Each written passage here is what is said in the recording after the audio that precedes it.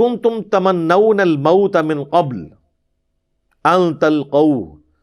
اور یہ غزوہ احد سے پہلے تو تم تمنا کرتے تھے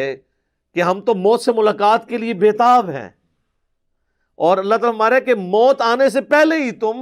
تم اس چیز کے بڑے خواہش مند تھے کہ یہ موت کیوں نہیں آتی،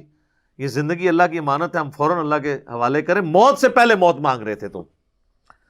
فَقَدْ رَأَيْتُمُوهُ وَأَنْتُمْ تَنظُرُونَ، تو اب تم نے بہت دیکھ لی اپنی آنکھوں سے اپنے سامنے کہ یہ اتنا آسان کام نہیں ہے جان دینا۔ دیکھ لینا وہ آزمائش، یعنی نبی علیہ السلام کے ساتھ صرف 12 لوگ رہ گئے غزوہ احد میں 700 میں سے،